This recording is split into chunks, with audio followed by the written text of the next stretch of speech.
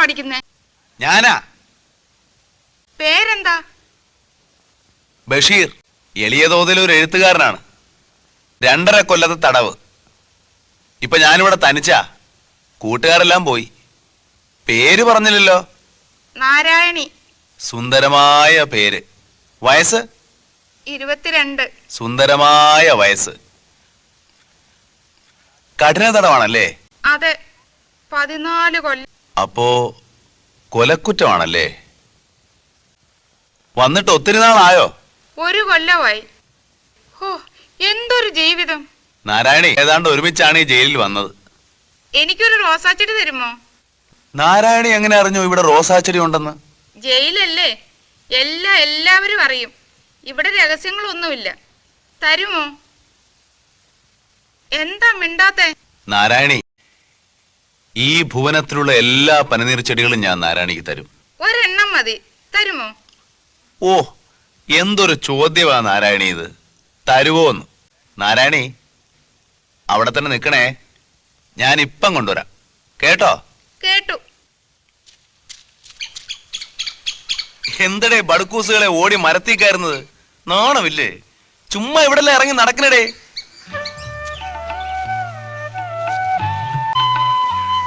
നിനക്ക് പൂക്കാൻ അറിയാം. നാരായണി, എന്തോ? ഞാൻ വിളിച്ചപ്പോ എവിടെയായിരുന്നു?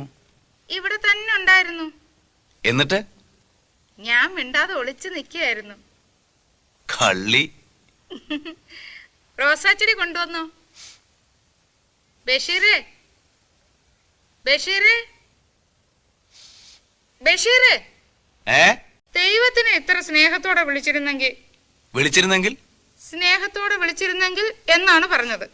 സ്നേഹത്തോടെ വിളിച്ചിരുന്നെങ്കിൽ ദൈവം എന്റെ മുമ്പിൽ പ്രത്യക്ഷപ്പെടുമായിരുന്നു. ദൈവം ആരുടെ മുമ്പിലും പ്രത്യക്ഷപ്പെടുകയില്ല. ദൈവം നമ്മുടെ അടുത്തുണ്ട്. പ്രപഞ്ചങ്ങളായ എല്ലാ പ്രപഞ്ചങ്ങളുടെയും വെളിച്ചം, ചൈതന്യം. നാരായണി, പ്രത്യക്ഷപ്പെടാനുള്ളത് ഞാനല്ലേ? ഞാൻ ചുംബിക്കുകയായിരുന്നു. മതിലില്ലോ? അല്ല. പിന്നെ? ഓരോ പൂവിലും, ഓരോ മൊട്ടിലും, ഓരോ ഇലയിലും.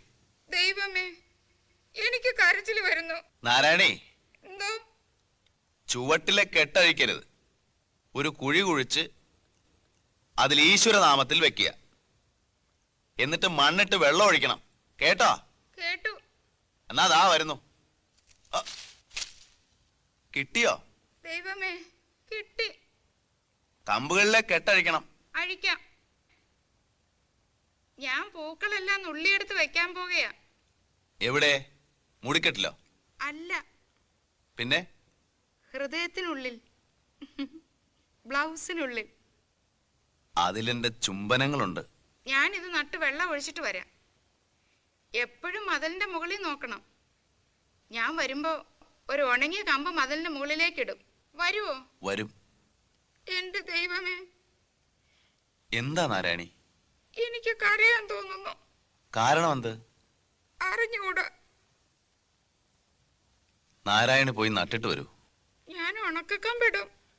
ഞാനത് നോക്കിയിരിക്കും. കണ്ടാ വരുവോ? വരും.